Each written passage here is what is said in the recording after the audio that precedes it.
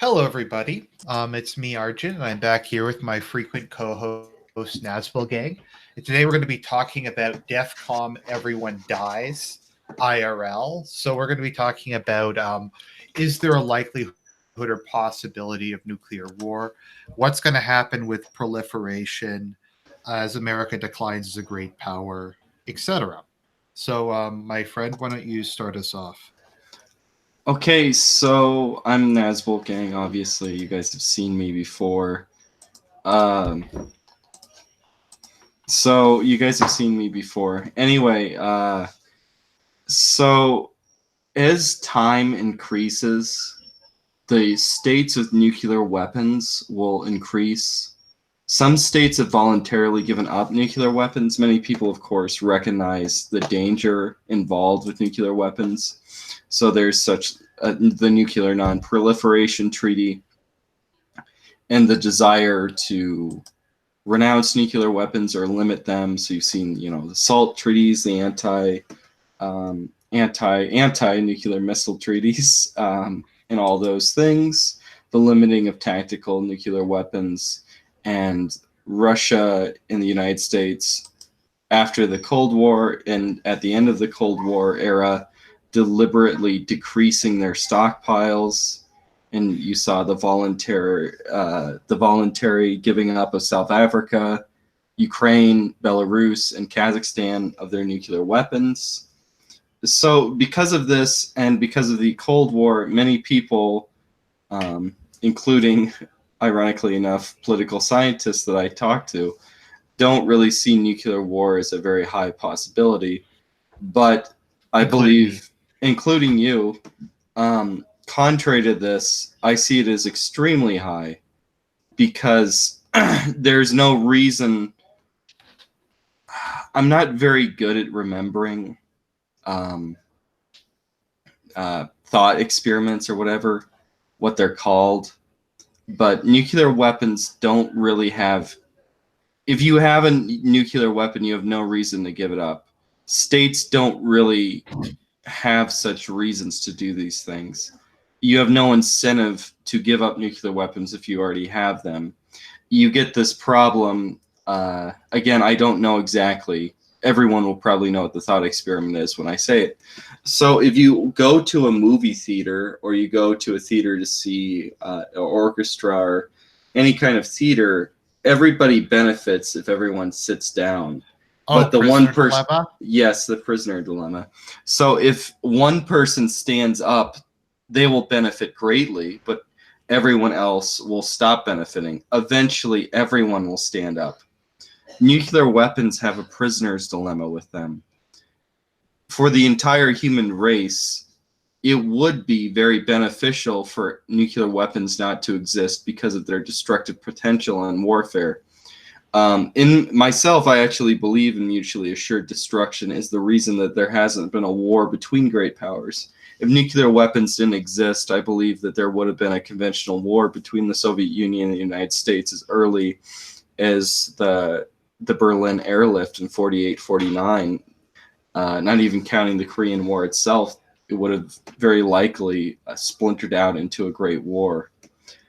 But the downside is if any such great war between great powers and increasingly regional powers were to happen, if they're nuclear armed or even armed with chemical weapons, which people don't talk about when the proliferation of chemical weapons very much because they have great destructive potential as well.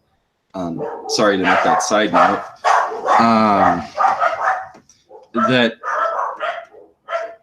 Even despite limiting conventional warfare, nuclear weapons, if they're ever used, would they would destroy more lives than World War II, even in a regional context, in a war between, say, Pakistan and India, or and it would not be recoverable. Yes, if a state was stricken with multiple nuclear weapons at once in a time frame of, say, a few hours, that state would go to the destruction. Like, the communications would be absolutely annihilated and they would drop. So if you destroyed the United States with like 10 nuclear weapons, the infrastructure of the United States and the communication infrastructure especially would be synonymous with, say, the Central Republic or Central African Republic or Somalia or Chad or something like that. Essentially, the country would then starve to death. It would have immense destructive potential. And if such a thing happened, especially with great powers, one would question the viability of if the human race will ever continue technologically, or at least for centuries. Is nuclear winter like a real thing, or is it a meme? I don't believe it's real. I'm not scientifically confident enough to talk about it. I haven't done that research, but it seems that it was a myth in the 80s. There would be massive destruction. Okay, so radiation. Radiation, it would be contained. It depends. We don't have an experiment, a real life experiment, if such a thing happened. But regardless of the radiation itself, they would have regional ecological destruction. But something else that's important to know is the destruction of infrastructure and the de-maintenance of it would probably be worse ecologically than the radiation. And it would also cause massive firestorms, which could engulf which would engulf much of the countryside of said country. But so you have a prisoner dilemma. Because all the power plants would like overload or go out. Well, you have so you have EMT blasts with nuclear weapons, and you wouldn't have any shielding. EMT, yeah, sorry, electromagnetic pulse. Yep. So if you use nuclear weapons, the electromagnetic pulse would make throughout the entire nation, would make the infrastructure, the electronic infrastructure, worthless, and it would destroy much of the roadways. It would clog them up, and it would destroy the trains, and industrial society would cease to function. Most of the people would starve to death. Mm-hmm. So you do not. So in other words, you're saying that the only way to end the degeneracy of the modern world is to start a nuclear war? What is? Sorry, I guess so. I don't. I was being sarcastic.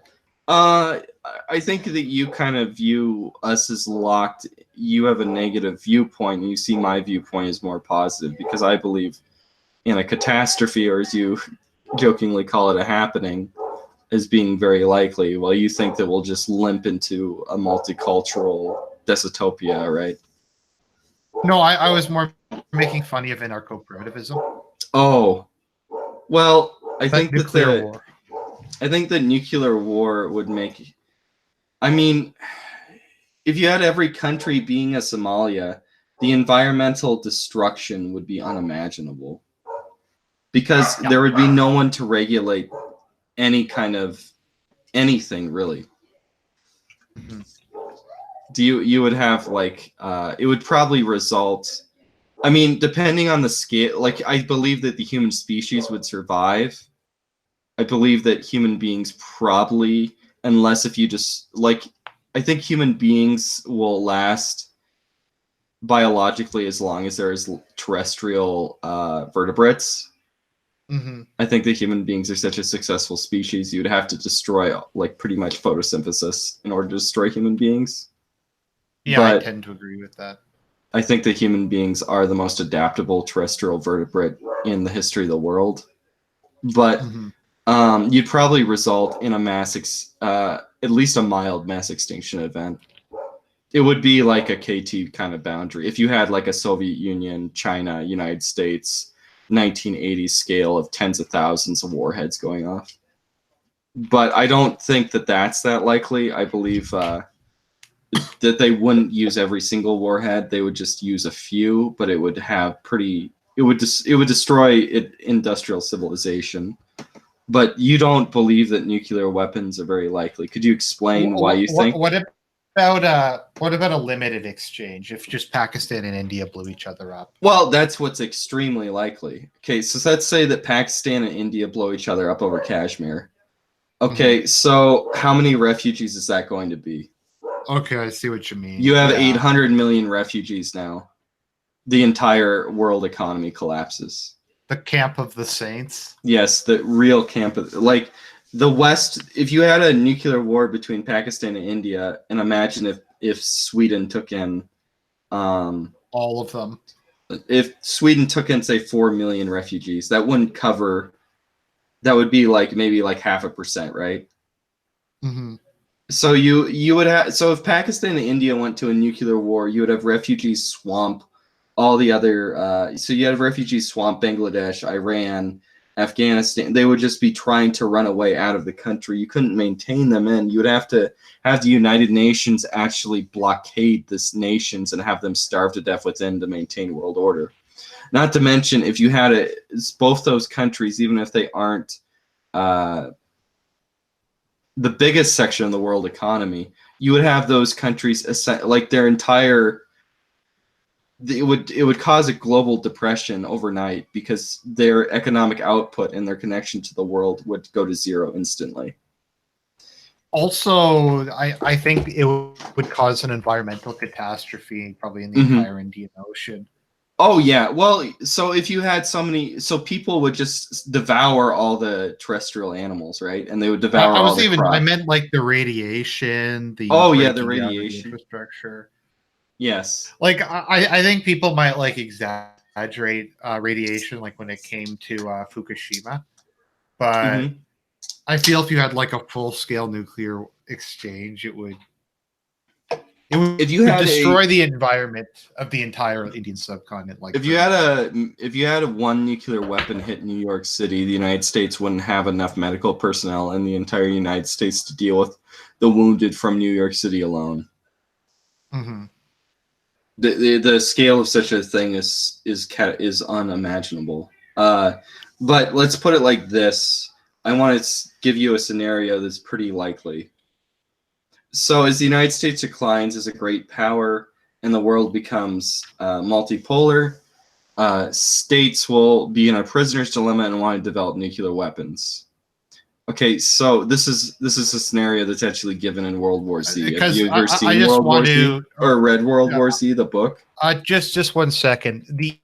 The reason nations want to develop nukes is because it basically makes them immune to conventional invasion, right? Okay, yeah. So there's been Ukraine, Belarus, Kazakhstan, and South Africa have given up their nukes. Ukraine was invaded by Russia, and the South African political party gave up power, and their ethnic minority, which was dominant in the nation, as we know, the apartheid regime, their ethnic minority is now persecuted. So states that give up nuclear weapons have seen that it's been not a very good plus. So North Korea doesn't really have any incentive whatsoever to give up their nuclear weapons. Well, because nuclear weapons, as I said, make you immune. Because if Iran got nukes, they could just say, well, nuke Israel if you invade. Yeah, exactly. So this is the scenario I'm giving. Iran is the United States is unable to enforce a nuclear non-proliferation treaty, and Russia and China is there's more people within it. France goes its own way to a certain extent. Japan will develop nuclear weapons that the United States will not conventionally defend. Japan could develop them basically overnight. It would take a few years for them to build a triad, though. But they could have a bomb. They could get bomber-ready nukes. Sorry, what's a triad? Is that submarines? A triad is missiles, submarines, and bombers. Nuclear triad. Okay, it would take them a few years to develop ICBMs and to develop much longer, probably develop nuclear submarines. I think they could make bombs pretty easily. Okay, so yeah, yes, but let's continue. Well, they could have a problem developing the triggering with tritium. The United States, I don't know how much salt to put in it, but the United States has problems developing the triggers for nuclear weapons for tritium. But, okay, let's say that they can't really enforce nuclear non-proliferation and Iran develops nuclear weapons. Okay, so Pakistan has an economic meltdown similar to Venezuela for some reason, right? Now there are millions of refugees swarming in from Pakistan to Iran. Pakistan's infrastructure to prevent a nuclear war is with India. It has no infrastructure to prevent a nuclear war with Iran. And their relations Sorry, why would deteriorate Iran use nuclear weapons against Pakistan? because it's unable to communicate with its government and stop the flow of refugees. Oh, okay. So such a situation escalates until Iran and Pakistan are in a nuclear war. Because the problem here is when you have more nuclear powers. This is the example from World War Z, by the way. But the problem here is if you have more nuclear powers, you have an infrastructure designed to prevent nuclear war between Russia and the United States, right? Right. But there's no infrastructure to prevent, and there's mild infrastructure to prevent India and Pakistan, but there's no infrastructure to say prevent a nuclear war between India and China because it's not very likely, and there's less to because Pakistan and China are allies to somewhat. If somehow there was some kind of scenario where Pakistan and China had pretty big problems, there's no infrastructure to prevent such a war. They don't have any red line. They would have really bad communications. There's no communications infrastructure, right? Mm-hmm. Okay, so you know how Iran has an incentive to develop nuclear weapons. Well, they have an immense one because you have assholes like John McCain who threaten to invade them every 6 months. Okay, so do the countries that have their territory disrespected by China in the South China Sea, do you think that they have a high incentive to develop nuclear weapons? Yes. Okay, so let's see where you have a scenario where Indonesia and Vietnam develop nuclear weapons. Do you think that the alliance of Vietnam Indonesia has a huge incentive. it has a to develop very them. massive incentive for Vietnam to develop nuclear weapons. But say Vietnam and Indonesia develop nuclear weapons and they have some kind of alliance against China of convenience. And then for some reason they have some kind of deterioration with each other. They don't really have the infrastructure to prevent a nuclear war. Because part of the problem with proliferation or non-proliferation is that you build this incentive to prevent a nuclear war between powers. But there's some kind of crisis which isn't foreseen, the nuclear war becomes very likely in a black swan event between nuclear powers that don't have communications to prevent nuclear war. In a world where you'd say have 20 nuclear powers. I believe there's 9 right now. The United States, Russia, well, the 5 the 5 founding members of the UN, so United States, Russia, France, United Kingdom, People's Republic of China, and then you have India, Pakistan, Israel, and North Korea. So Israel there's 9 doesn't have currently. nuclear weapons. Yes, let's claim that Israel doesn't have nuclear weapons because they say they don't.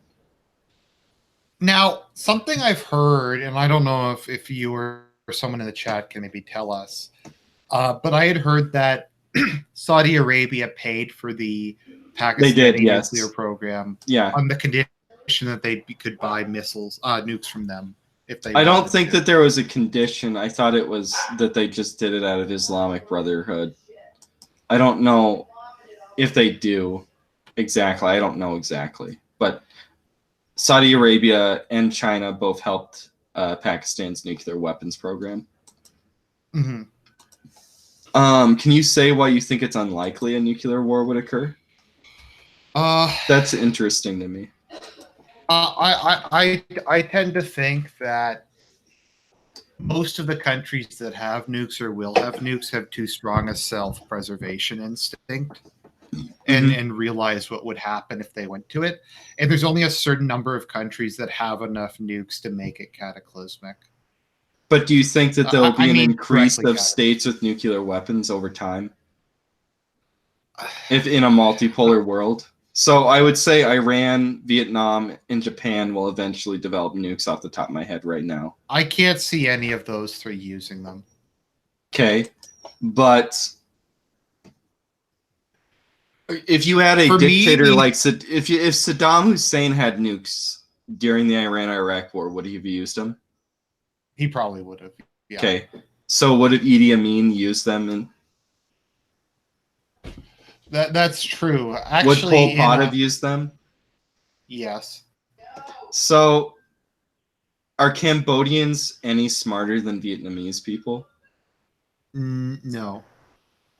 Okay, are Cambodians any smarter than Pakistanis or Probably Iranians? not Iranians, but probably Pakistanis.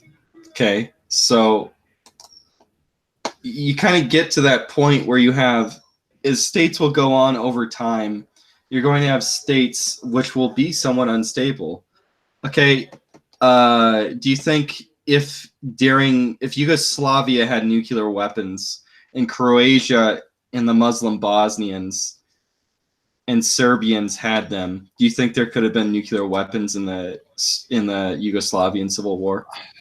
I think the bigger issue, and someone pointed this out in chat, is non-state actors getting their hands on nuclear weapons. Yeah, but we'll talk about that in a second. Do you think that there could be a nuclear war and a civil war? Yeah. So if Pakistan or Russia had a civil war, do you think that there could be the use of nuclear weapons? Like there was the use of nerve gas in the Syrian civil war? I mean, it's possible. I don't. The question is, would it just be a couple nukes, or would it be a ton of nukes, or I don't know what level it would go to. Well, any use of nuclear weapons is the use of nuclear weapons, and any use of nuclear weapons would result in millions of refugees. Right? Right.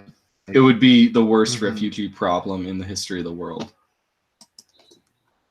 Because of the destruction that they have on the infrastructure would be so immense that it would be worse than any conventional war. Because that area has to be abandoned for some period of time, essentially, because of the radiation. Right. So you want to talk about non-state actors getting nuclear weapons? I think to a certain extent, it's interesting. Will the keep in mind, I think that nuclear war between NATO and Russia is actually very likely. Really? I Yes. would think it's like non-existent. No, it's very likely. Like really likely. It's probably more likely now than it was during, like, except for like the early 80s and like the Cuban Missile Crisis. It's as likely it's ever been. Because the United States is very self-assured of its military capability.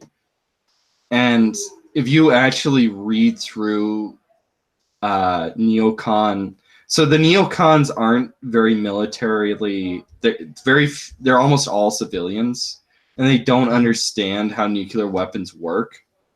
So neocons like John McCain and Donald Rumsfeld believe that George W. Bush should have had a conventional war with Russia and Georgia. So let's say if the United... What?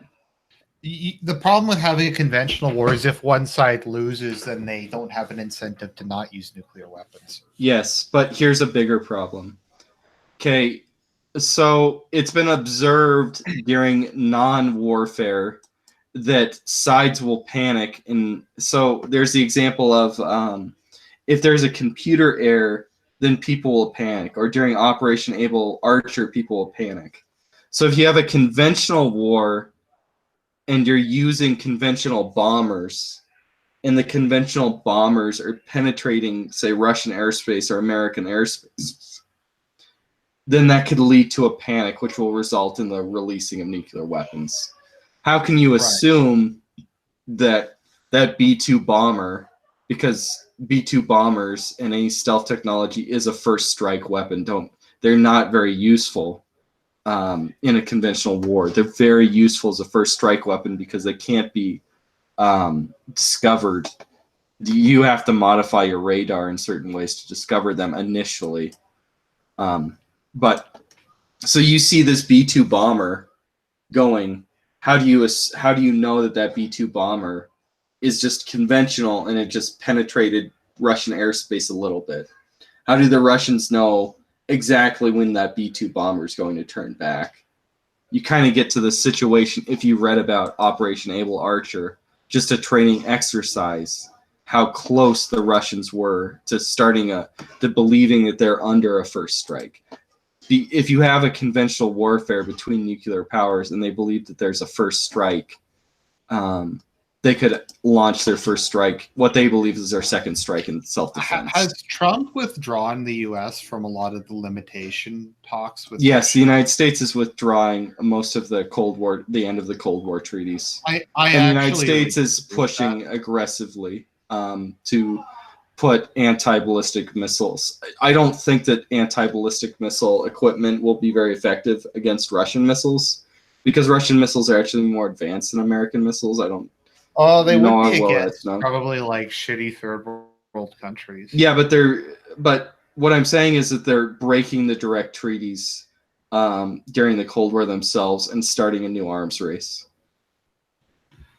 which is I terrifying. actually, the United States has abandoned nuclear non-proliferation effectively. That is something I actually will say I really disagree with Trump on. No, Trump agrees with us. Oh, he does? Then why are they leaving?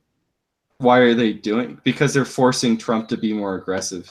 You didn't hear about the Senate just voting that Trump can't withdraw from Afghanistan and Syria? Oh, so he wanted to continue the limitation treaties, but the Senate is against it? Yeah, the Senate is very aggressive. And the problem is when you're leading to these things is when you have these civilian democratic governments that don't understand how nuclear weapons work, and they're acting very aggressively. And now I think it's very, very likely that, I don't say it's 100% likely or even like 50-50 likely, but I'm saying like 1 out of a quarter, like 25% or 20% likely that war would start out between the United States and Russia. When you have the United States media so neurotic and the politicians follow the media and they say that Russia's directly influencing American elections and flipping to get Trump to win, you have this situation of extreme Russophobia in the United States right now. Now, something that really scares me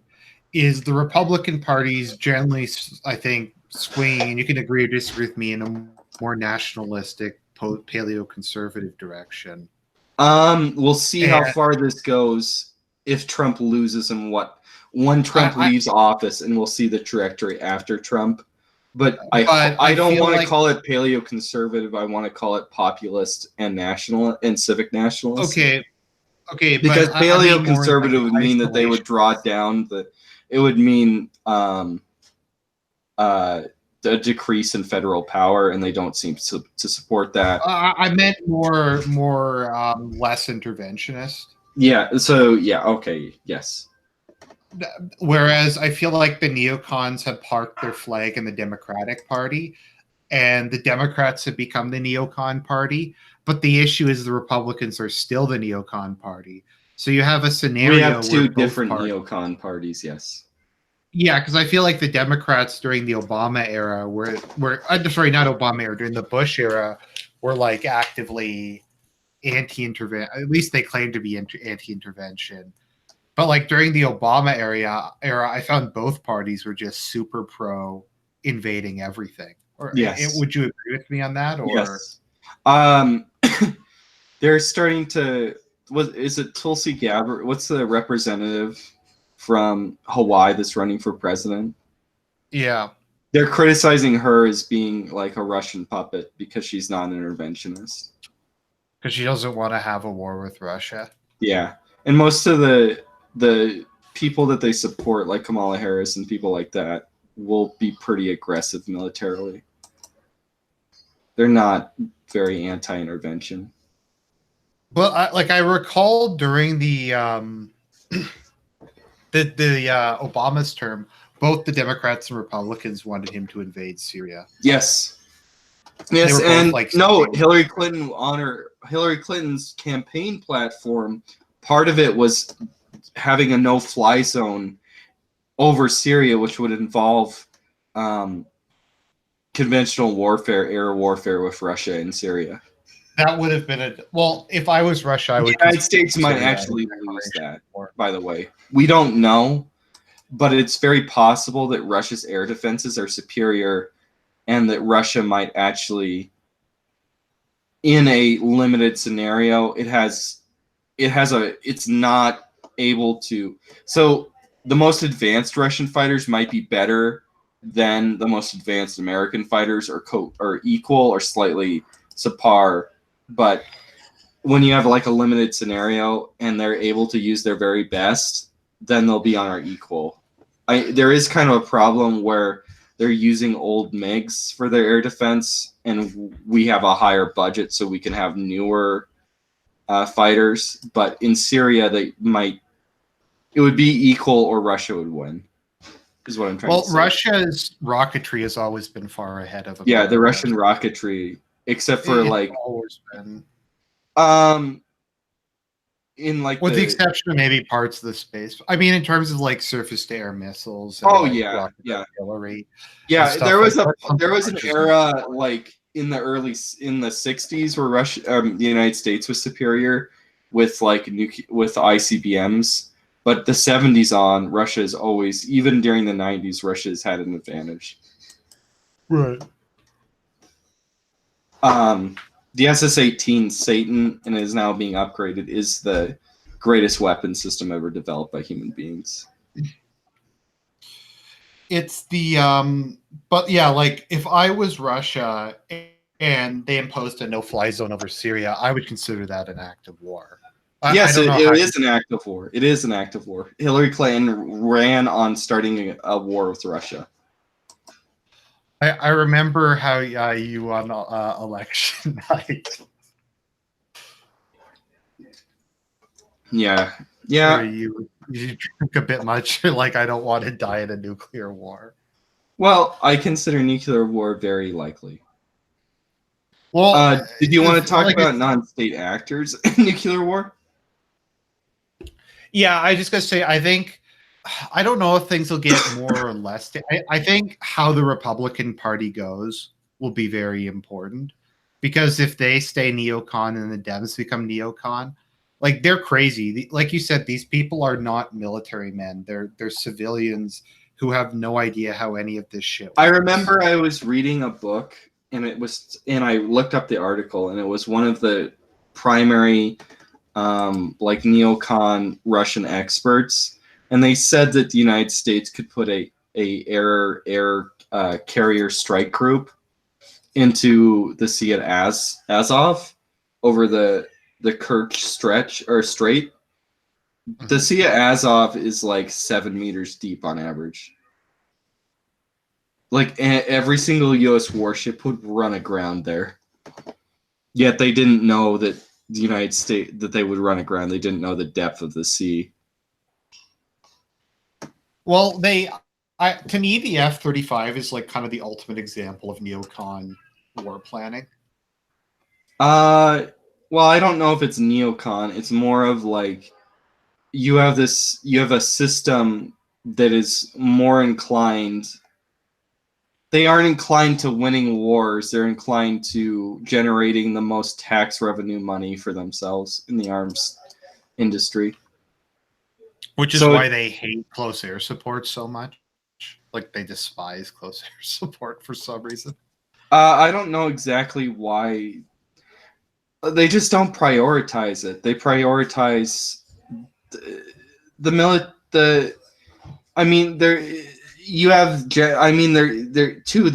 are generals that retire to get massive cash benefits that are part of the problem there too. But it's just dominated by civilians that don't know what they're doing. Right. Can you explain to me why you think that nuclear war is unlikely? I just don't think anyone has the balls for it at the moment. Okay, but do you think that over time it will increase in likelihood if there's more states with nuclear weapons? I think I misunderstood what you meant by nuclear war. Okay.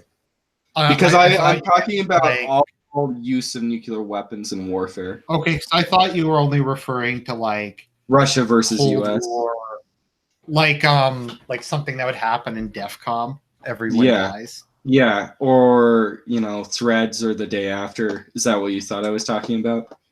Yeah, but no, it's not unlikely. for especially like smaller states that are irredentist and run by crazy people. Yes, well, it's very I can, likely within a civil war too, because you have to realize is nerve gas has been used in the Iran-Iraq War in the Kurdish uprising by Saddam Hussein, and it was used by the rebels, I believe. Now, I know that there's a lot of lies within the Syrian civil war. Nerve gas is extremely, extremely effective. It is a very effective weapon of mass destruction, and it's been used in civil wars. right. I believe if those people had the capacity to use nuclear weapons, they would have used them. The rebels in Syria and Saddam Hussein. Right.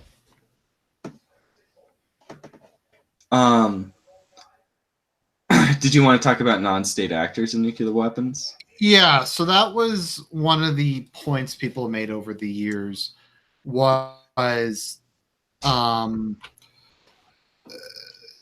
some country like Iran would use implausible deniability and give Hezbollah or some other non-state actor a nuke and just be like, look the other way for them to attack Israel. I guess it's kind of like the neocon fear. Yeah, I guess so. But the thing is that you have to have a situation where there's enough corruption. So you believe it would be state terror? So it would be state-sponsored terrorism, or do you believe like the Russian mafia selling it to somebody? No, I mean there's a couple. Like in my mind, the country that scares me the most having nukes is Pakistan. Yes, yes. Because Pakistan is like not even a country. Like it's the military has like their fortress in Jalalabad, but like half the country is run by fucking tribes. You have Islamists running all over. Like it's a fucking like shit show. How many military coups have they had since independence? And like extremely corrupt politicians. So I'm like, I remember I was watching, it was a couple of years ago, and they were like talking about nukes in Pakistan, and they're like, we don't really, we just our strategy for preventing people from using them, from stealing them, is just to move them around the country. And I'm like, that does not sound so. Like let's put it like this: I don't know if like some terrorists would just blow up Israel with it, or like if some, I don't know, like some like crazy person had them. I think it's more interesting to think of if like Pakistan sold nuclear weapons to an African state and then African states used them on each other. Okay, or that what actually if seems pretty likely to me too. What if some like subsection in the Pakistani government used them against India? Like not the actual. Yeah, so you have a coup d'etat and they use them against India. That's very. I see that. No, not even that. Just like some guys in the military. There's like some secret society or faction in the army who uses nukes. It just like uses one or two and starts it. Yeah, well, I don't know. I haven't read that much on states. So Warsaw Pact believed that you could use tactical nuclear weapons on if you didn't attack, say, France or the United Kingdom or the United States directly on their soil, they wouldn't have used nuclear weapons. So this is seen in the 7 Days to the Rhine nuclear war exercise. So that was their strategy.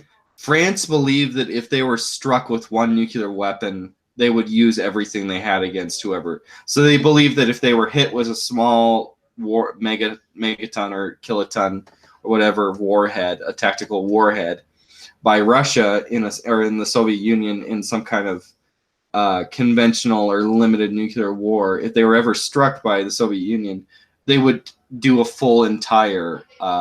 They would attack with everything they have to kill as many civilians as possible. I don't know if India would do such a thing, but it's very likely to see that they would. So you have a scenario where there's a bunch of generals that are basically an Islamic cult, and or just ultra nationalists. They don't ultra nationalists. Yeah, that's pretty likely. And then India, so they hit India with 2 nukes, and then India responds by decapitating all of Pakistan, and then you have like 100 million refugees now. Now, India, I'm not as worried about, but it's not completely. I think India is a. India at the moment is a very stable state, but looking down the line, I don't believe that India will be a state forever. Like, I can't see China ever really using them. Maybe that's naive of me. I see China. I see Taiwan developing nuclear weapons because there's a reason for. So North Korea has an incentive to develop nuclear weapons as a rogue state. South Africa developed nuclear weapons as a rogue state. Israel developed nuclear weapons as a rogue state. Taiwan is a rogue state, so Taiwan could develop nuclear weapons. Well, Taiwan needs nukes. They existentially need nuclear weapons. Yeah. Anyway, China's military strategy is to kill as many civilians as possible if they're in a war with Taiwan and force them to surrender. Okay, another country where even if it's not government policy, could you see like a coup in North Korea or some like rogue general using nukes? No, here I'll explain what I think a rogue state could do with nukes. Either North Korea or Israel. Okay, let's talk about North Korea. So North Korea is facing a famine. North Korea, so you have somebody that's a very hard negotiator with both China. Maybe China is in economic depression. North Korea is facing a famine because of it, and the United States is a very hard negotiator. And does not want. Sorry, I just want to address one thing from the chat. People are saying Taiwan doesn't have the infrastructure to develop nuclear weapons. Taiwan is extremely high intelligence people. Taiwan can develop nuclear. If South Africa could develop nuclear weapons, Taiwan can. Okay, fair enough. Taiwan can buy the materials from another country, even if they don't have it on them themselves. And they can buy them from Africans. What? Or North Korea. North Korea, I think, has native uranium. No, but they'd sell them the technology. They definitely would. No, Taiwan can develop the technology on their own. Right. They don't have. Their problem is they don't have materials within Taiwan, I believe. Right. So they would have to buy. They would have to get materials from another state because. From my understanding, it's believed that Israel got their materials and they developed with South Africa, their nuclear program with South Africa, and they got their fissile material from South Africa. Right. I don't know exactly because it's extremely classified and Israel doesn't talk about these things. I don't know how Israel maintains tritium in their triggering devices because those have really low half-lives. The actual material, the uranium and the plutonium has really long half-lives, but the triggering devices, the tritium has very short ones. I don't know how Israel gets a continuous stream of tritium. But anyway, so I believe North Korea could use nuclear weapons as a way of negotiating food in a famine. To go back to the story. If North Korea is put against a wall, they could start using their nuclear weapons as a threat, as a way to negotiate resources. And I believe Israel could do that too if they're facing a wall. That's why a rogue state would do them, because they will always have the upper hand, the absolute highest upper hand if they have nuclear weapons in any kind of negotiation against the world. That makes them equal if they're a rogue state. I think with Israel to negotiate with the United States, North Korea doesn't have to be able to strike the United States. North Korea just needs to be able to. They could strike Seoul, right? But they could also strike Tokyo. North Korea could strike Tokyo, and it would destroy the biggest city in the world and cause an economic meltdown, a global depression with that. So any kind of negotiation, they don't need to strike the United States. They just need to have a missile which could strike Tokyo, and they are equal the United States doesn't have any upper hand over North Korea then, especially if they're autarkic. Their rogue states is autarkic. Yeah. Could you see North Korea selling nukes to like some non-state actor? No. I think that No, you don't think so. I don't see any reason for, like, what non-state act what. So Iran has an objective in a certain way to sell nuclear, or Iran or Pakistan as Muslims existentially might want to destroy Israel. North Korea just wants to unite the Korean Peninsula, and all their state terrorism is just to unite the peninsula, right? I more just thought to make a quick buck. No, I don't think so. I think that they can make. I don't think that they have. I think that. No, I don't. Okay, I just want to say the whole artillery pointing at Seoul thing is kind of a meme. What do you mean? Seoul isn't that close to the border, and the only place that they could fight. It's not a meme because they can launch Seron gas in the artillery. Oh, that's why they have massive mechanical weapons reserves, and they could hit it with the artillery, and it would go downwind. People don't, because people forget about the effectiveness of chemical weapons. They forget that North Korea has a lot of nerve gas, and that you can deliver nerve gas with artillery. So they can hit Seoul. They can hit the closer parts, like the suburbs that are closer to their border, with artillery that's chemically, nerve gas artillery, and they could go downwind into Seoul itself. I mean, North Korea needs, in a conventional war, they would lose pretty damn quick if they didn't use nukes. I don't think so. I actually think North Really? Korea, so I don't think North Korea could invade with like combined arms, right? Like they couldn't conquer Seoul, and right, they couldn't conquer the entirety of the Korean Peninsula. But North Korea has an extremely good defensive position. The United States couldn't defeat China conventionally during the Korean War because of how good they would have to lose like millions of people to defeat China and Korea in the end of the Korean War. Because basically Korea's a mountainous peninsula, right? So it's this unstoppable bunker system. It's this giant honeycomb bunker system where they could pin down any army that tries to advance into it. Right, but I think they're more likely to try to invade the South than the South is to invade the North. Well, yes, let's say that. That's true. But the South can't conquer the North. The United States can't really conquer the North unless if it lost millions and millions. You'd have to lose like 1 million soldiers. The United States would lose more people trying to conquer North Korea, unless if the army starves to death. Then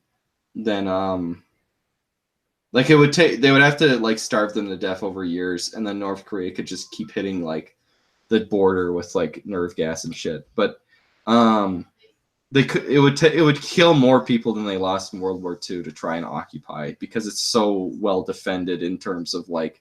No, I mean in terms of 1950s. If North Korea tried to invade the South, I think it would be a slaughter. Oh yeah, but their military isn't built. Their military is built to kill as many civilians as possible. It's not built to conquer the South. Are you aware of like the Blue House raid and all that stuff? And like the killing of so North Korea has used state terrorism continuously against South Korea. So there's the Blue House raid where they tried to kill Park Chung-hee by sending like undercover commandos to attack the presidential palace in South Korea itself and assassinate the president in the 1960s. Mm-hmm. And they killed, I believe it was the prime minister or the president of South Korea once by using a bombing in Burma. Maybe it was just a cabinet member. Are they trying to bait them into starting a war, or? They basically, the anarchist concept of the propaganda of the deed. No. Okay, so the anarchist concept of the propaganda of the deed is basically you use terrorism to decapitate the leadership, to terrify people and think that their leaders can't protect them from the anarchists. Okay. So it's terrorism to show that the South Koreans that their leaders can't protect them from North Korean terrorism by killing their leaders. Right.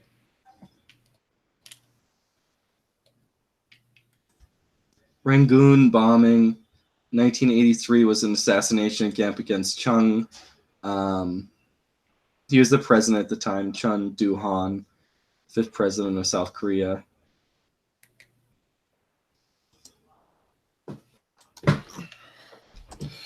Do you think North Korea tries to play up how crazy their leadership is as like a way of keeping other people? Yes.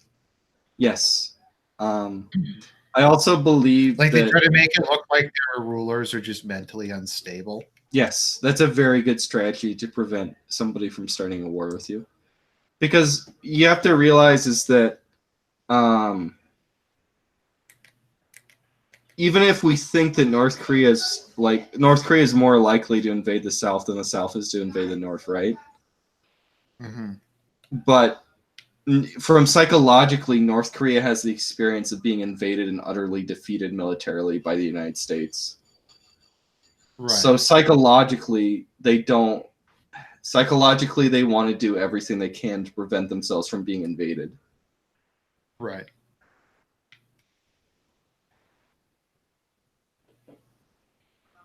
It's an interesting scenario. What about like action of the Iranian government giving like Hezbollah or someone nukes?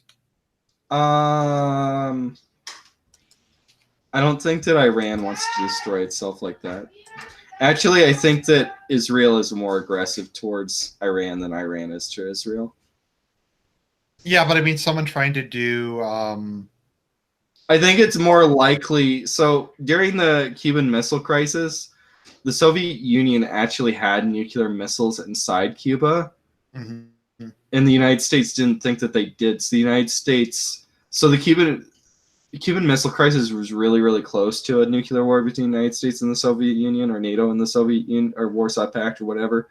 So the United States had faulty information. They thought that they were directly preventing the Soviet Union from building the nuclear weapon sites. They didn't know that they're already there. So let's say that Israel conducts some kind of like tries to destroy an Iranian nuclear base, right? But Iran already has nukes. So Israel just attacked a nuclear armed state then. Right. I think that that's way more likely than Iran giving Hezbollah nukes. Mm-hmm. I guess maybe they could slip them, right? The slip scenario, but I actually think Iran is more stable. Well, Iran is an identity, and Persians have a strong sense of identity. Pakistanis don't have a strong sense of identity. No, that's why I think Iran is tribal. I think, like as I've said, Pakistan is the country I'm the most worried about by far. I think Israel is the second, actually, and then North Korea. So I put Pakistan, then Israel, then North Korea. So is the Samson option a real thing, or is it a yes? The Samson option is basically what we talked about, North Korea using nuclear threat and diplomacy. Right. In 1973, they would have used nuclear weapons against Egypt had they lost conventionally. Right.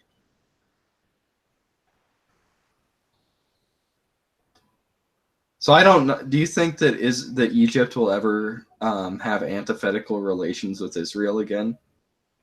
I thought we were heading in that direction, but then the super Muslim bros got overthrown. Yeah. So, but I don't know. Egypt is a very unstable country. They've gone back to a military dictatorship, but who knows how long that's going to last? Is the Muslim Brotherhood just biding its time?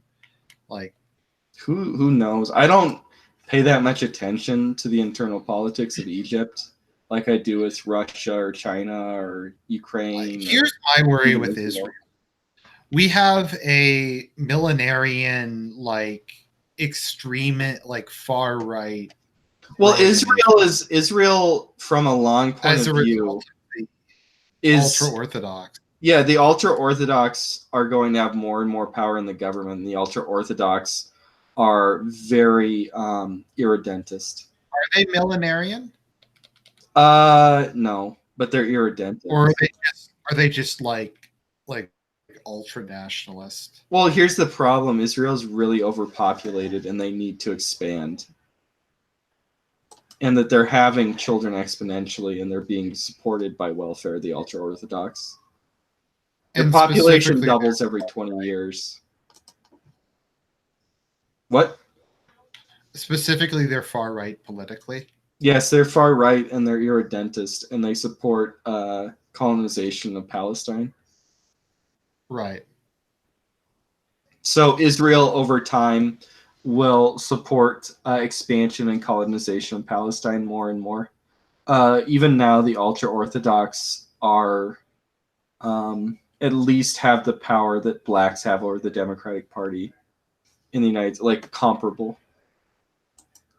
The ultra-Orthodox have the conservative side in Israel by the balls. And so they're increasing, they're doubling every 20 years. So right now, aren't they 12 or 13% of the population? Yeah.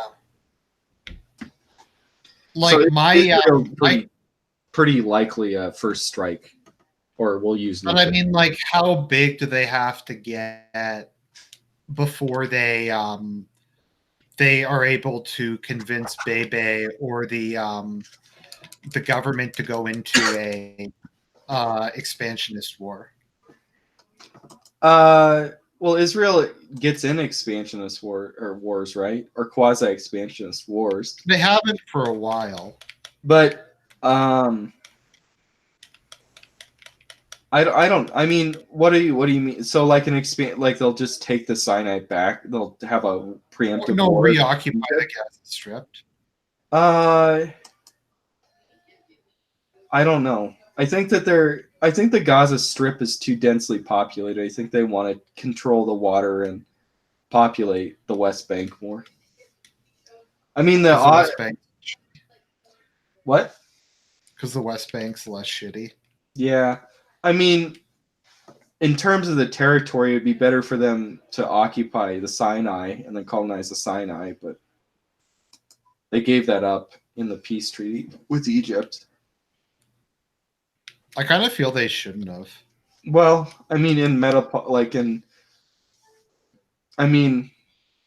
their biggest threat at the time was the Soviet Union, right? Is that the Soviet Union would have like conventional soldiers and they would be better than the conventional soldiers of Israel, and that they would fight along with Egypt and overrun Israel.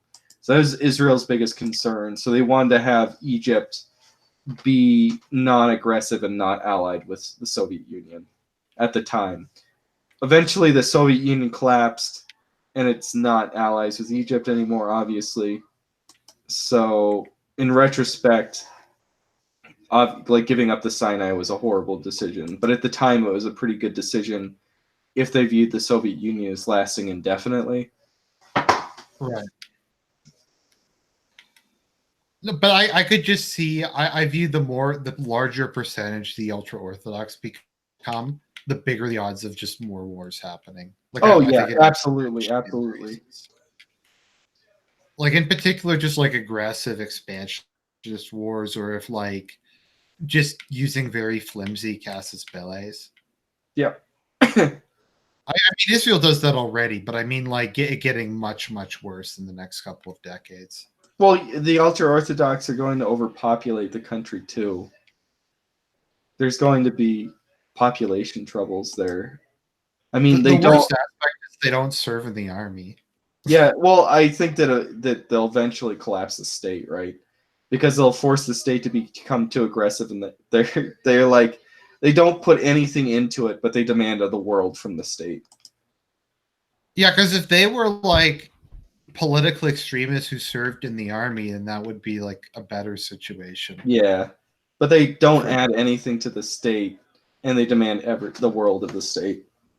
Yeah, but they push it like to crazy. I mean, let's like we can LARP for a minute. I think that Israel will probably abandon democracy realistically, and it'll become a military dictatorship at that stage. Mm-hmm. The secular Israelis, at least the conservative secular Israelis, will be forced into that situation because such a direct democracy representation is absurd, especially when you have an exponentially growing minority population. And I mean that the thing is that's always been one of his Israel. Like I don't want to sound like a neocon, but Israel's democracy has always been one of the reasons why it does so much better than the Arab states because they don't have the constant fear of a military coup.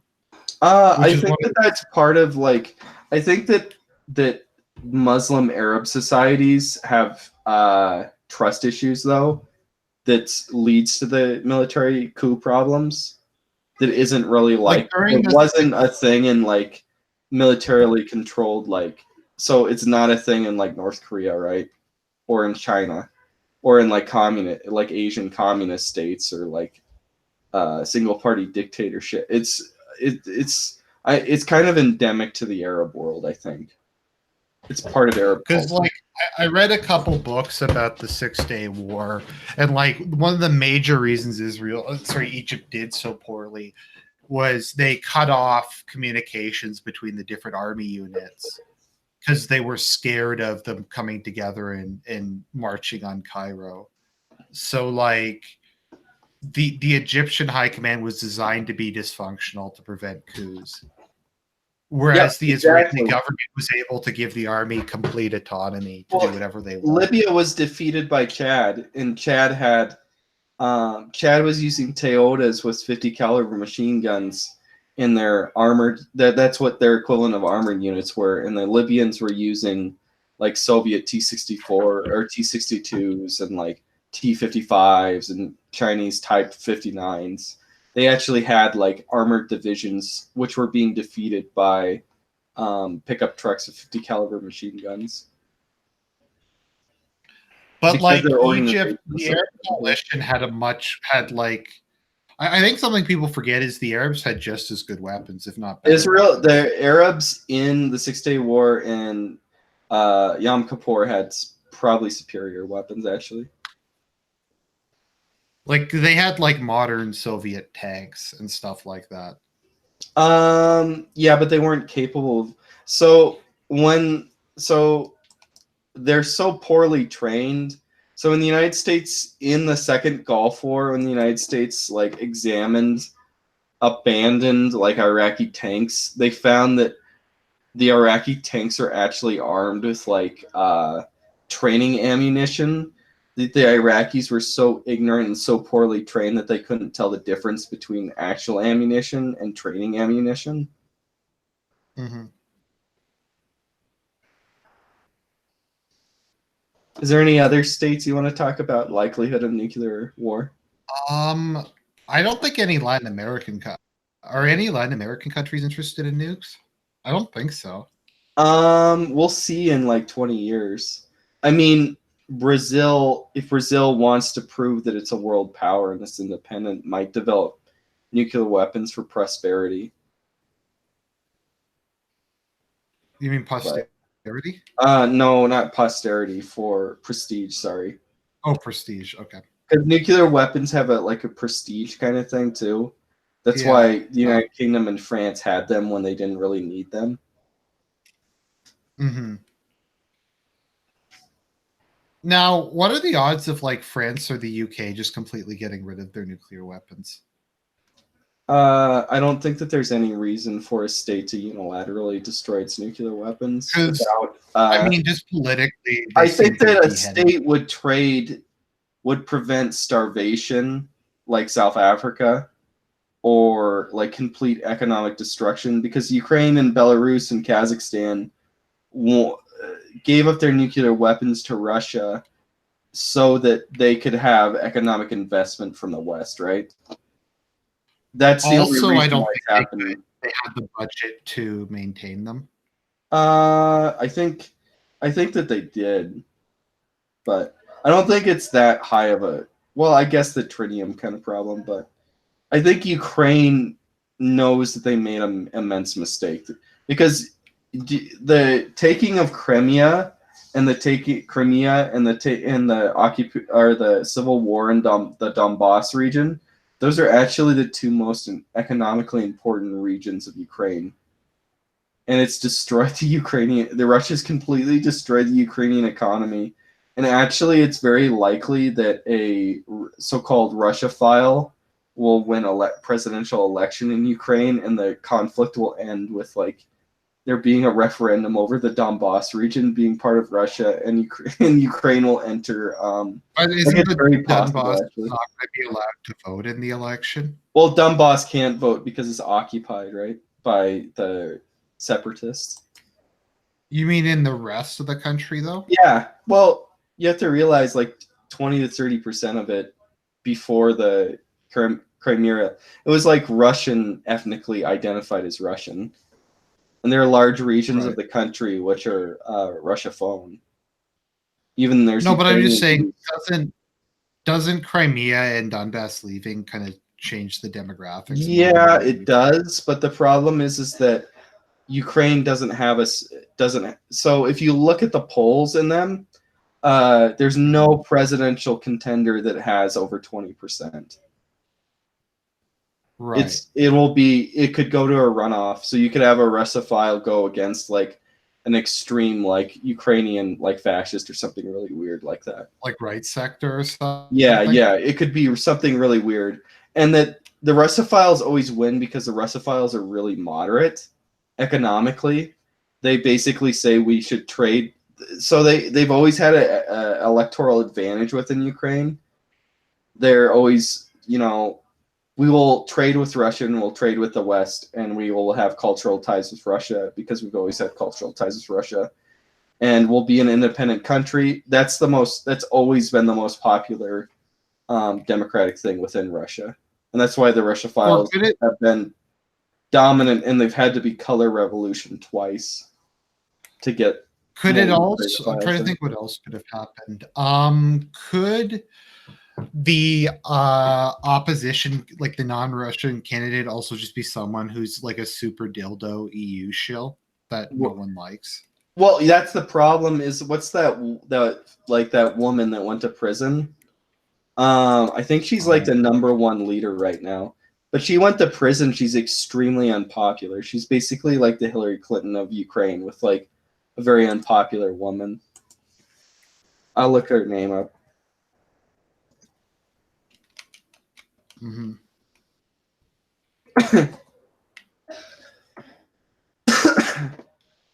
Okay. But no, because I could see Yulia the ethnic Ukraine. Tymoshenko, I think she's in the lead right now. So Because I could see them fielding either a super dildo candidate or like an extreme right candidate, and either one of those being a disaster. Oh, it's going to be a complete, like, we have no idea what's going to happen. All the polls are like uncontrollable. We don't know what's going to happen. And How in can they fact, I even would have? say for 2019, the biggest election worldwide is the Ukrainian election, because it'll determine what will happen with Donbass. Mm-hmm. And keep in mind that American think tanks are saying it's very possible for a Russophile to win it, and that for the war in Donbass to end on pro-Russian terms. Hasn't Russia basically won there? So the Ukrainian military has to use the right sector and the Azov battalion and stuff, because the Ukrainian military is really incompetent. Right. And Russia took Crimea without any shot, without losing. So the Crimean occupation or invasion was extremely successful. I feel like that And there's no dramatically. way that Ukraine could take it back. I And feel that like the Crimea destroyed their thing economy. destroyed the Ukraine's prestige. Oh, yeah. Well, you have the problem where it's like their military commanders don't want to fight Russians because they see them as part. Because a lot of the military commanders initially, All right. when Ukraine Yeah. separated, were actually ethnic Russians.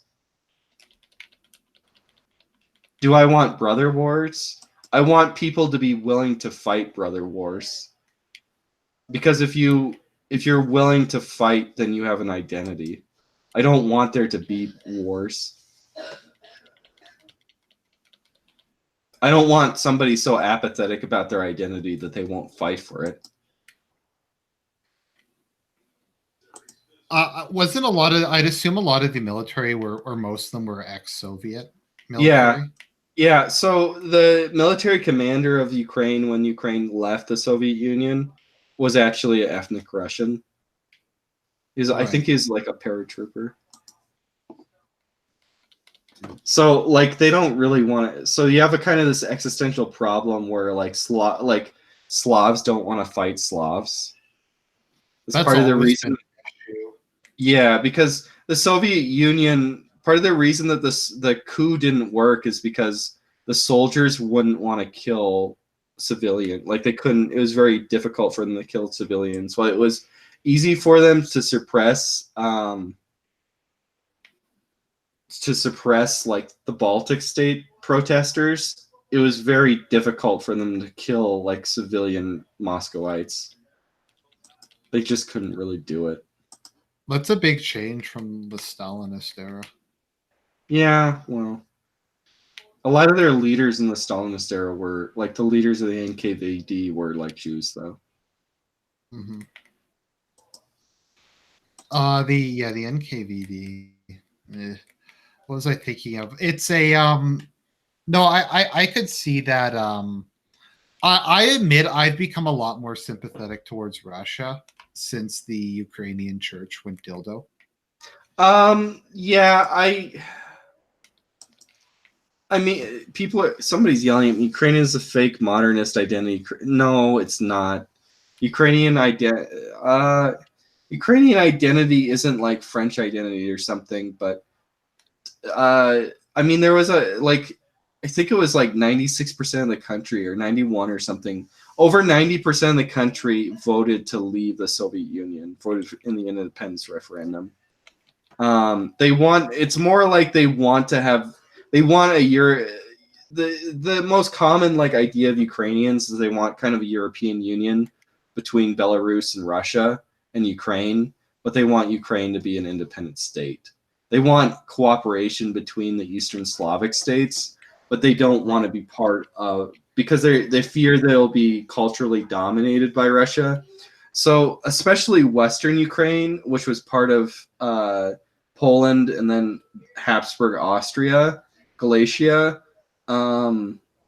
identifies as European and doesn't identify as like, because Russians don't necessarily, they identify as Eurasian. Their civilization is like its own independent civilization is Eurasian.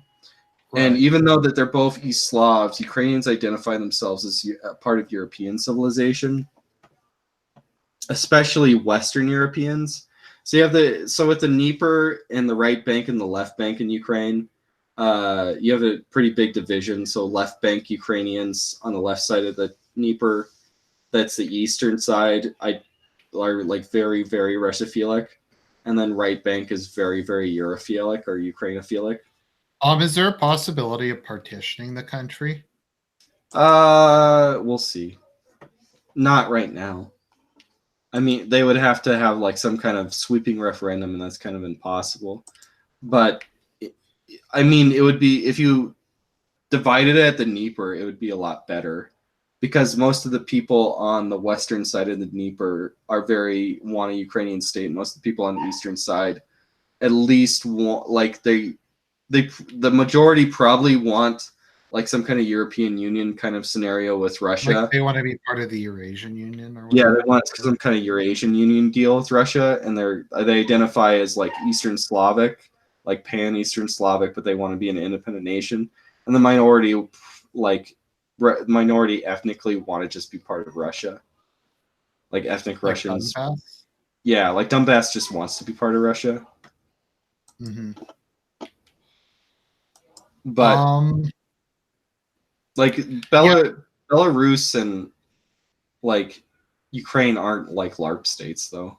Like they're real identities and people. Belarus wants to be part of Russia, though, right? Pretty I much. think Belarus wants like basic like they want to be on paper an independent state. Like an autonomous part of Russia. Yeah, like a step above, like at a weird like I don't know how far the union state is, because the union state is the idea of Belarus and Russia being one state, and they're floating that around. And Kazakhstan, I think, also.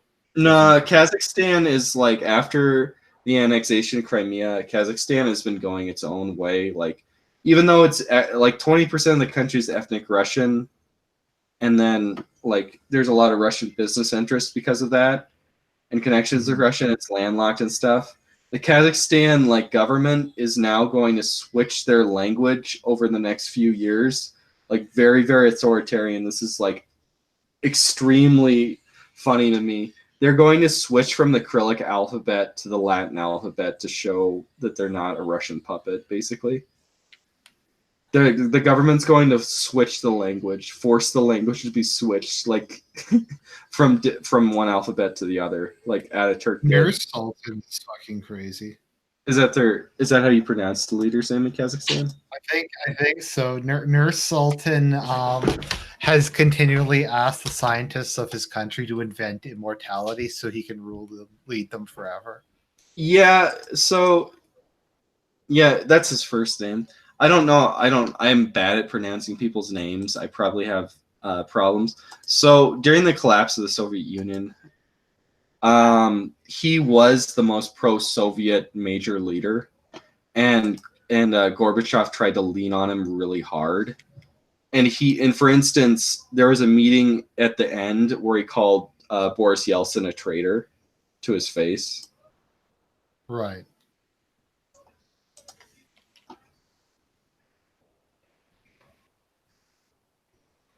I forget. Do you like Yeltsin or?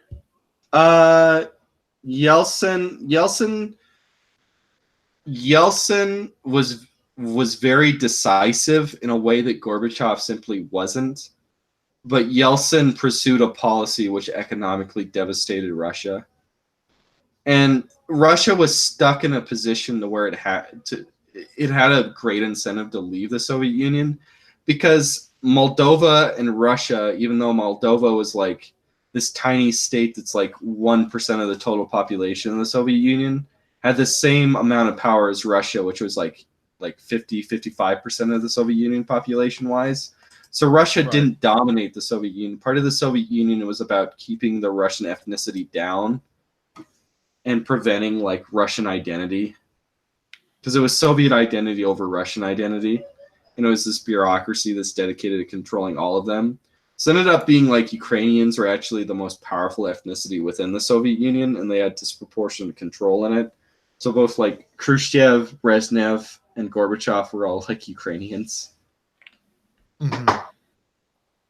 Well, I guess it's kind of like hard to tell sometimes where Ukrainian starts and Russians end. Yeah, it is. I would say, because there's a very gray territory. But when you get to Galicia, Galatians are extremely anti-Russian. Mm-hmm. If Galicia was its own independent country, the Soviet Union probably wouldn't have collapsed. Like if they just controlled like even like most of right bank Ukraine, just not Galicia, and like Lvov or however you pronounce it, then like Ukrainians probably wouldn't have enough like gumption to separate. Right. I think you said that the whole collapse of the USSR was kind of a prisoner's dilemma thing where like a lot of the people who left didn't really want to leave. Yes. There was Like two referendums, right? So you had the pan-Soviet Union referendum that Gorbachev did, where it was like 75% of all Soviets wanted to remain in the Soviet Union. And I think it's about similar Ukrainians themselves. And then later you had the Ukrainian referendum where it was like 91% or something of all Ukrainians wanted to leave.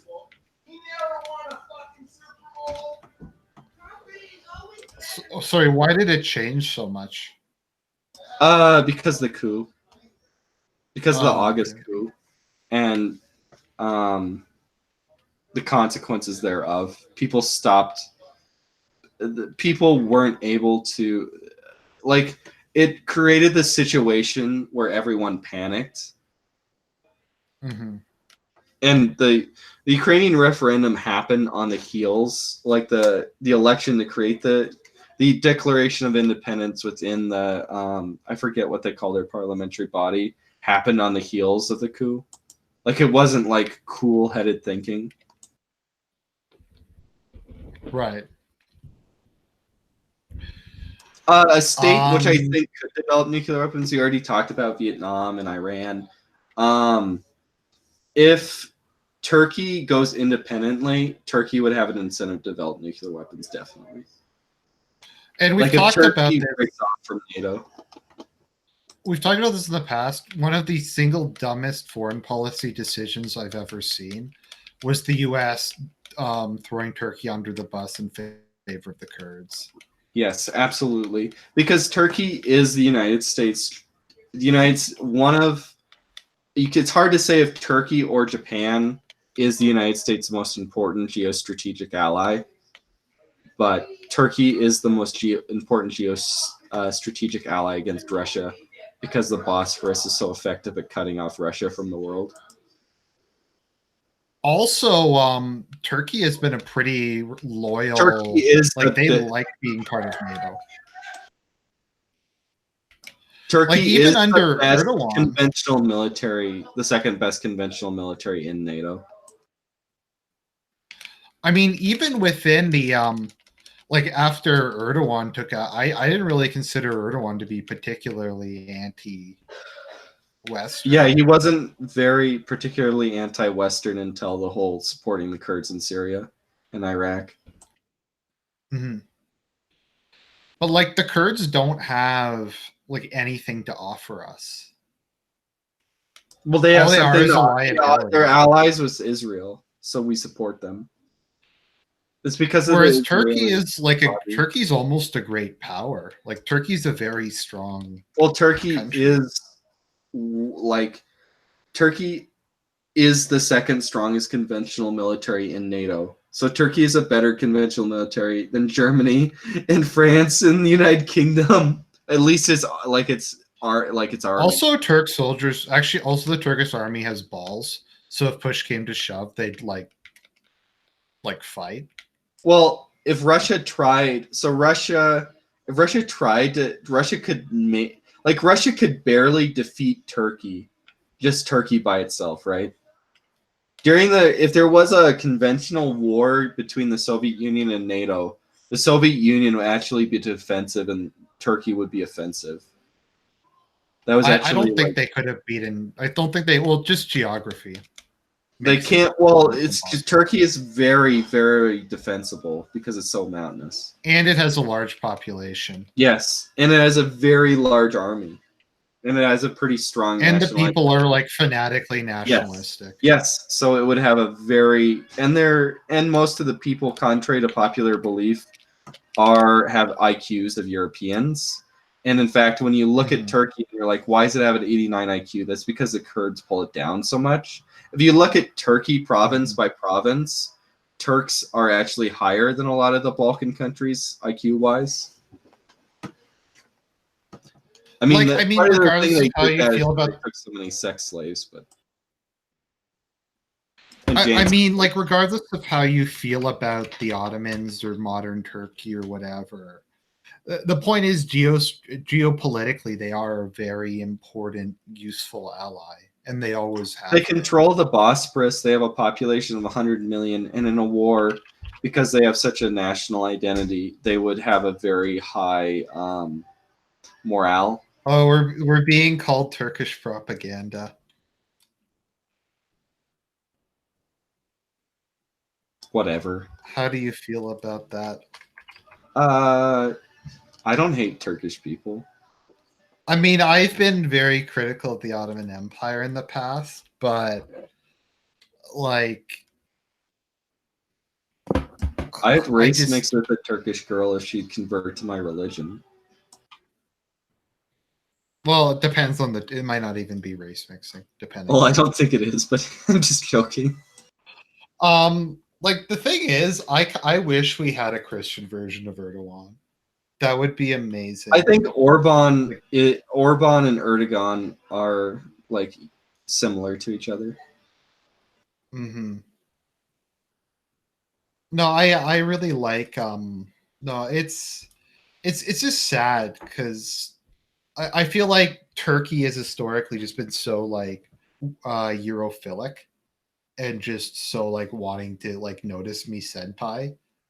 And Yeah. America was like, fuck you, we like your retarded distant cousin.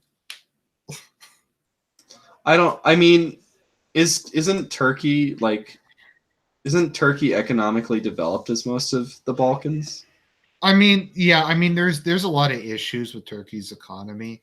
Like I think they borrowed a lot of money to build stuff. But it's just stupid. Okay, Do you see any other states? I meant Europhilic in the Ataturk era on. I don't mean the Ottoman Empire. I'm talking about the Republic of Turkey.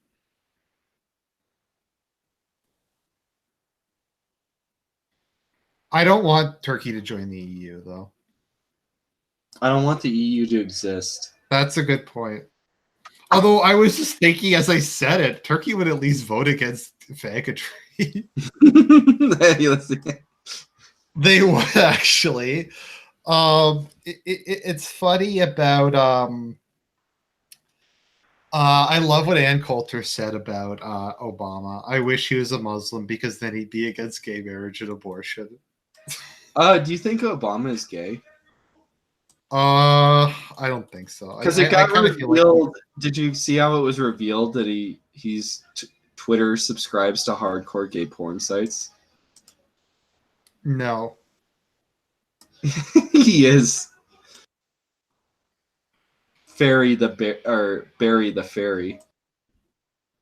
Are the Turks not sending their best to Germany? Well, let's be honest for a second. Are Bulgarians sending their best to Germany? Are Serbians sending their best to Germany? No, but they're Christians at least. I don't support the European Union, and I don't like Islam, so there you go. But I don't hate like Turks for being Turks, and I don't hate like. Mm-hmm. I guess I hate Saudi Arabia. I do hate Saudi Arabia. No, I really hate Saudi Arabia the most, like of any country on earth.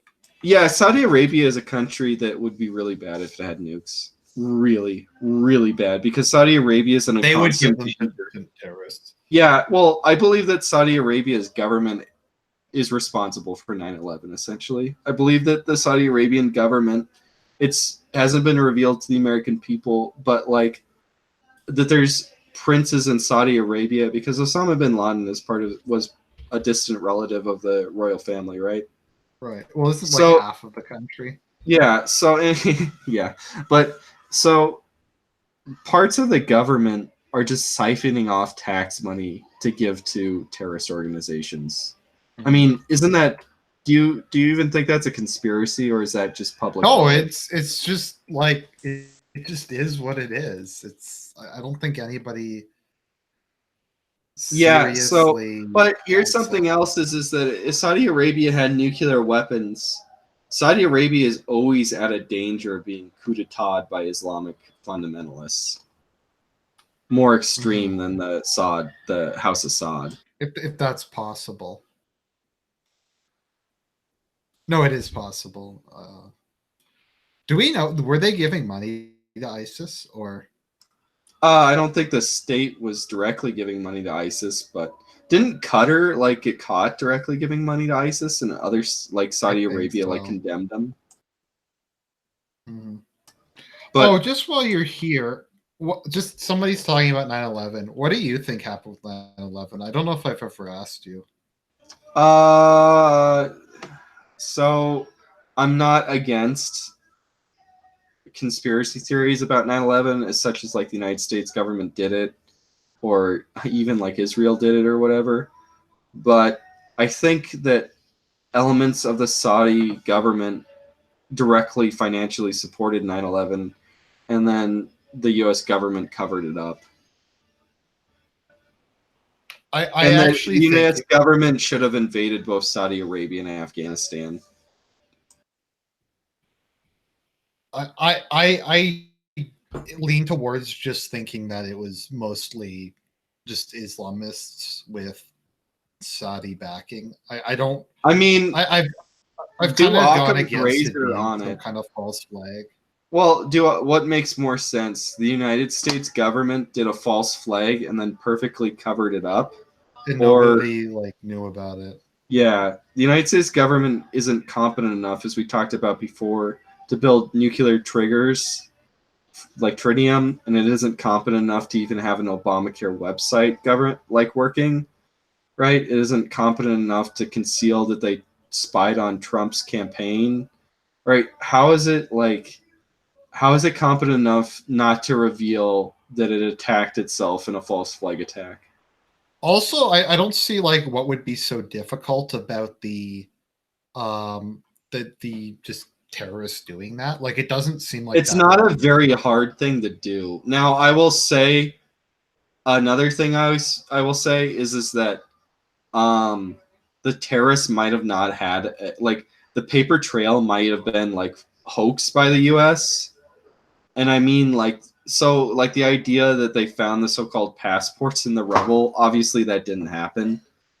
The people that they said hijacked the plane might not be the people they said that hijacked the plane, and they don't know who actually hijacked the plane. That might actually be true. I think if there's a conspiracy is that they covered up how bad they fucked up. Yeah, I think they covered that up, and I think that they covered up Saudi and Qatar, and they covered up connections outside of the Taliban between Al Qaeda and other nations. And they covered up how much they knew, because I'm pretty sure they knew about it beforehand and they just didn't act on it. Because we know that they, for instance, with the FBI knew that kid in Florida was going to shoot up that high school or whatever and just didn't act on it. And we know that UK and the United States and France have massive databases, and most of the times when somebody shoots something up, they know beforehand that the person's going to shoot it up. Usually they have files on these people. I just lean towards them being grossly incompetent. I don't think that they I think they look the other way for political reasons because they don't want to be racist, and they're grossly incompetent at the same time. In a lot of I just think that a lot of these people are just really fucking stupid. That's just I don't know. I think they're really fucking stupid, and they have your mild concern. I think Hillary Clinton, when Americans die, I think she feels mild concern. I think Bill Clinton and George W. Bush feel mild concern to dead Americans. Mm-hmm. I don't think that they're capable of feeling bad about 9/11. No, I don't think they are either. It's so yeah, I don't Building know. 7 is weird, but even then I still think the Occam's razor of Muslims did it. Makes no sense. Could there be something they had additional bombs planted or something? Well, I think it's possible that the Al Qaeda or Muslims or whatever you want to say actually planted bombs in the building and they covered up to prevent. They were so incompetent they planted bombs in the building, and that Like the security just looked the other way and then the government covered it up. I'm not kidding. Like that actually makes more sense to me than the government did it. Like, no, it's just the idea that terror, like that Islamic terrorists would pull off something like that. It just doesn't seem like, I don't get why that's such a far-fetched thing. Like, why you have to invent, like, because they do shit like this all the time. Like, they do like these It's ops not where a they go very like, hard thing to do though, to hijack planes, fly them in the buildings, and then have the planes strip a floor. Like, because it stripped a floor. Like what happened is that like when Loose Change talks about like the two towers falling at free fall, it's like, well, like a whole floor basically snapped in half, and then you have like 50 stories that start falling on top of the other floor. mm-hmm. And the jet fuel can bend steel beams, No, especially if jet it's fuel can't melt steel. like jet fuel can bend steel though, especially if it has like a lot of weight sitting on top of it. There's a guy who did it, like where he heated up. He was like a blacksmith. He like heated it up to the same temperature, and then he bent the steel bar with his pinky. Yeah, but that fire was also like closed off, right? So it would have even gotten hotter than what you would burn this, because it was like, you know what I mean? And parts of the support structures were knocked out anyway. So the top stories were not resting right. So if the heat bended the beams, it would cause the stories above to fall. Like I don't get why that's like a completely crazy like take on the whole thing. Maybe it's just like my post Edge phase where I'm not as like, I don't need to. It's just, also there's just been so many Islamic ops, like they had all the, like that one in France where they shot up all the nightclubs and Well, stuff like that. That's actually not. That's just as. I mean, the Palestinians hijacked airplanes and then flew them into Uganda. Mm-hmm. Why is Al Qaeda not capable of doing the same thing, just flying them into buildings? Yeah, and I know we're probably going to piss off a lot of people here. Sorry, guys. I just don't see a need to insert. I think it was just. I think if there's a conspiracy, it was the U.S. government like made shit up to try to make it themselves look less incompetent, and things like that. And I think regardless of whether or not it's a conspiracy, it was used to justify one of the most retarded wars in history. Do you believe that the government is deliberately importing opium from Afghanistan? No, like, okay, so is that thing about the CIA importing cocaine, is that real or is that a meme? Yes. They imported it through That was real? Arkansas, and Bill Clinton was directly connected to it. Because Bill Right. Clinton was the governor of Arkansas, and there were like people that were assassinated that found out about it and stuff. It's funny how everyone like called like Trump a piece of shit. Like he's always Trump. But there was never, like, of all the things they accused him of, I never heard an accusation that he had somebody whacked. Whereas with Clinton, there's like numerous like dozens of like credible, like not even just like crazy, like credible, like what does it say if you're considering Vince Neil shot electing? himself in the back of the head twice. Yeah, And then Vince he fell in a Foster. hole. Or Vince Foster. I said Vince Neil from Motley Crue. Yeah, Vince And that Foster. guy who got shot on a robbery gone wrong, and then they didn't take anything. Yeah. And then what was the plane that didn't have the black box on it that went down over Serbia? That had I don't know. There was like some high-ranking U.S. cabinet member that died. But like, regardless of whether or not these things are real, the fact that these are like legitimate, non like these aren't like cuckoo for Cocoa Puffs, like things. These are like there's real evidence, and these things are plausible. Okay, someone in the chat says Vince Foster's family still blames the Clintons for his death. 2 shots to the back of the head, obviously, is suicide. Yeah, 2 shots to the back of the head and then falls in a hole that they just buried for themselves or their body to have. Who do you think killed Scalia? I'm gonna say it's possible there's a conspiracy, but I'm not going like there's not enough information for me to say it was a conspiracy. I like it's one of the few cases where I actually do like think it was a conspiracy. Okay, so Ron Brown was the Secretary of Commerce that got shot down under mysterious circumstances in Croatia. Or his plane went down under like mysterious circumstances in Croatia in 1996. I actually like, and I'm very unlikely to think things are a conspiracy, but I kind of think Scalia got whacked because it's just Scalia so was like, what happened is it seemed like he was going to shoot down affirmative action, and that's what people say that like he got assassinated over.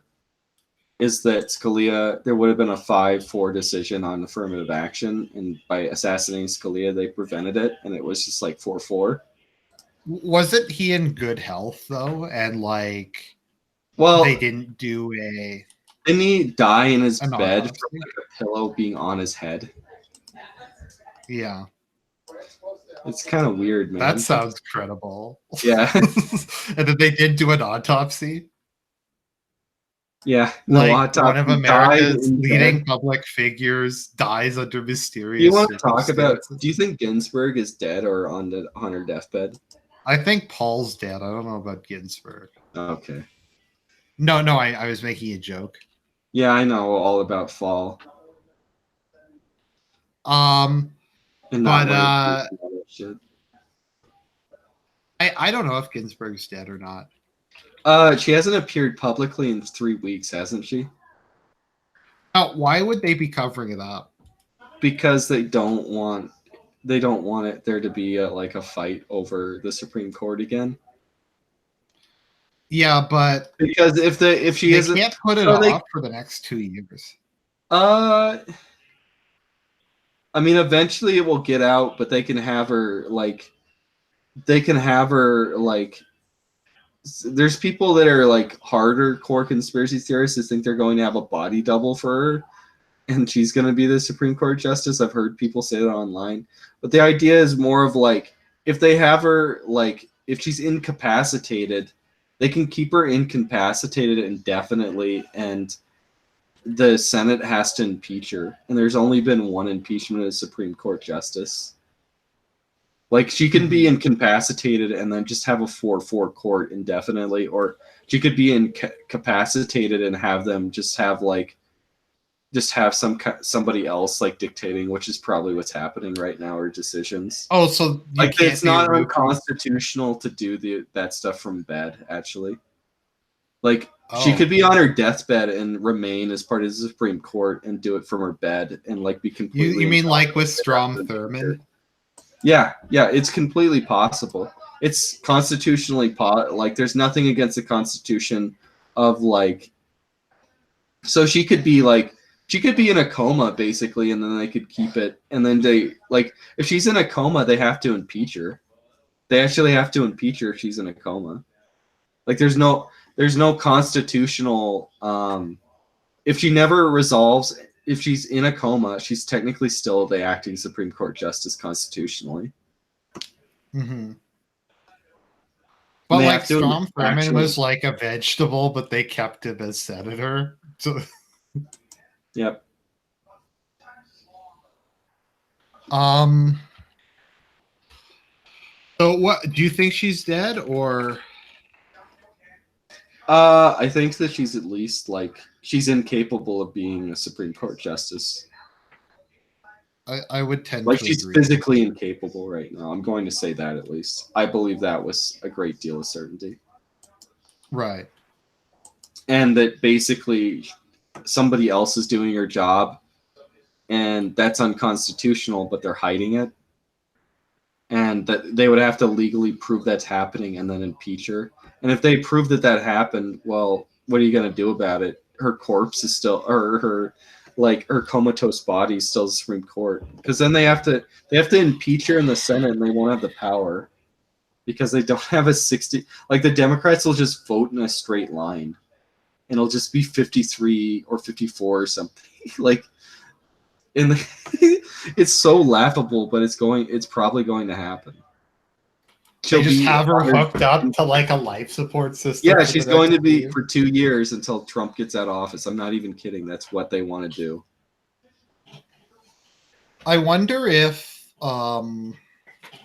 like one of the Republicans should just step down so Trump can appoint someone younger. What's the black guy's name again? I'm tired. Clarence Thomas. Clarence Thomas is like the oldest, right? The oldest Republican. I do have a lot of respect for Clarence Thomas. Yeah, I have respect for him too, but I guess if he wants to, but he probably has too much respect for the Supreme Court to be explicitly. Oh, he's not that. He's only 70. Okay, he can I know, stay but another. I mean, yeah, let's say like he at 72 and then Trump appoints somebody like that. I think he has too much respect for the Supreme Court and the independence of the judges to do that. I wonder if Stephen Breyer will. I think if Trump makes it to a second term, Breyer will. I think Breyer isn't he's just as bad a person as Ginsburg, but I don't think that he would be on his deathbed and deliberately allow himself to be in a coma. I think he would retire rather than do something, because Ginsburg is just full of hate, right? I don't think that she would retire. She'd rather have the fiasco of being comatose and being hooked up to life machines. Because if Trump somehow got another term, he might get another. Yeah, if he got another term, he would probably be able to replace Breyer. I don't think Sotomayor might actually not make it through another term. I don't think Sotomayor will. I don't think that she's going to make it to 90 because of her diabetes or whatever. And she's been hospitalized for diabetes. She remains overweight, but I think that she'll last until Trump. Even if Trump had a second term, she'll last till the end of it at least. Right. How do you feel about John Roberts? Oh, sorry, go on. I think that she's the kind of person that if I think that she's worse than Breyer. I think that she would put herself in a situation where she's on her death's door, and she would just hang on to power until Trump left office. Is Kagan the worst? Kagan's the worst of all. But John Roberts is now the swing vote. You know what's funny? Neil Gorsuch is the only Protestant on the Supreme Court. Yep. Yep. What do you think of John Roberts? John Roberts is a swing vote, and John Roberts is the most liberal Republican appointed judge right now. John Roberts, I think he said that he doesn't want the court to be ideological whenever he votes along with the Democrat appointed judges. He often says that. He's kind of like a rhino or whatever. I don't know. He's like a rhino version of a judge. I don't think he'd vote against freedom of speech, though. No. I don't even know if Ginsburg would vote against freedom of speech, actually. I think Kagan and Sotomayor would. But as far as I go, what? As far as I go, so long as they're allowed, they get as I've said, I don't really care that much. It would be nice if Brett or Neil could do something more substantive, but the fact that neither of them will find a hate speech clause is good enough for me. Yeah. I mean, if you could, maybe they'll ban partial birth abortions. That would be good. I mean, you could have something like that, or they could allow states to do certain things. I think partial birth abortions are so egregious that I think that you're getting to a point where 90% of Americans oppose it. Only the very you would have to be completely ignorant of what they are, or be a member of Planned Parenthood to support partial birth abortions. Mm-hmm. But I don't know. I have no idea whether or not Trump's going to win the next. I think it's possible. I I think lean it's towards that he's going to lose. I think that he's been too unsuccessful, and I think that Florida's can't be won by a Republican anymore. I think I that think he could basically win like Michigan or Minnesota or like one of those states again. yeah, but they're purple state. It's not like it's a surefire thing. He has to win like all of them to recover from losing Florida. Because Florida is like the third, like tied is the third biggest, isn't it? Or second biggest or something. I don't know. I think it's going to be a we'll see what happens, because I like how we just automatically shift to this, but so what's really interesting is Iowa and New Hampshire are the biggest states. So some progressive white candidate is going to have the lead before it shifts to the South and whoever's the black person. And there's a really long time until the Hispanic, because it's going to be racial based by state in the primaries. Mm-hmm. So initially, most of the white supermajority states are first. So somebody like Bernie Sanders or Elizabeth Warren are going to cover those states.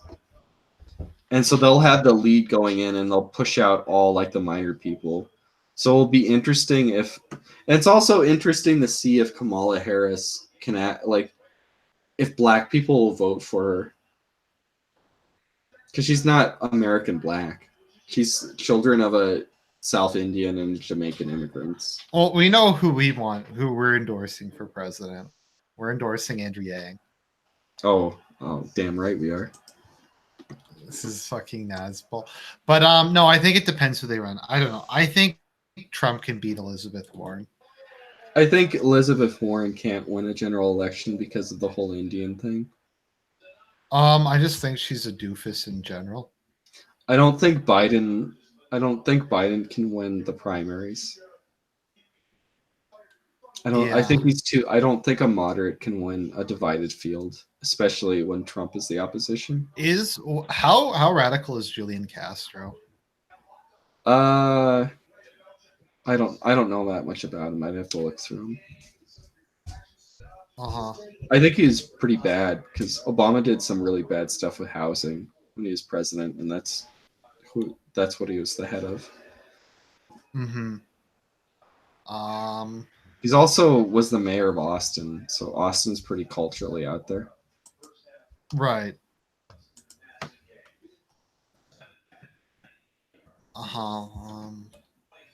But he'd have to hang on to get to the Southwest states. You'd have to hang on for a really long time. Yeah. Because the Southwest states are like in Super Tuesday, so he'd have to hang on till Super Tuesday. You have to realize that the reason that so many of them are running is because they don't intend to win. They intend to get cabinet positions through running. Right. Is there going to be a major challenger for Trump? Well, Mitt Romney is the biggest possible challenger. There'll probably be a conservative. I wonder if McMuffin will try again. McMuffin. I think that what's the guy from Arizona that was the super cuck, the senator? Jeff Flake. I think Jeff Flake will probably try. Mm-hmm. I think he'll try to primary Trump, but nobody will care. I don't think that Trump is. I don't think Trump. Whoever tries to primary Trump, they won't do as good as Buchanan did against Bush in '92, like anywhere near that. How did Buchanan do against Bush? He took like 22% of the total voters, but he didn't win any states. Ronald Reagan actually almost beat Ford in '76. Yeah, I was gonna say it was extremely close. Yeah.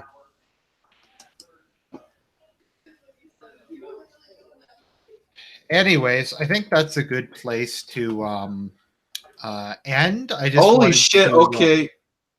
Oh, never mind. Oh, what were I was on the wrong. I thought for a second, I was on the wrong tab, so I was looking at Ron Brown's tab on Wikipedia, and I thought I was looking at Julian Castor's tab, and I was like, Julian Castor's son went to prison, but it was Ron Brown, the guy that was likely assassinated by Clinton in Croatia, his son. Ron Brown was black, by the way. Mm-hmm. Anyways, I think that was a pretty good episode. So the other thing is I've been reading through Argent's book again. I read an earlier copy, but Argent added a bunch of stuff. So to do a video review, I was going to reread through it to see how well the stuff that Argent balanced in it. I'm about 60% the way through his book, and I'll finish it. I put a lot of extra stuff in. Yeah, you did. Yeah. So I'll review. Was Average Degeneracy in the version you read? No, Average Degeneracy and the Nazgul Uprising in California weren't in the version I read. Do you do you get the you haven't seen the Lord of the Rings movies, have you? No, I tried to. I read through Fellowship of the Ring, and I read through a third of Two Towers, and then I gave it up. Okay, because the Nazgul Uprising is like a direct. Yeah, I'll finish. It's a direct. I'll try to finish Two Towers pretty soon. Or just watch the movies. I want to actually read the book more than I want to watch the movie. Okay.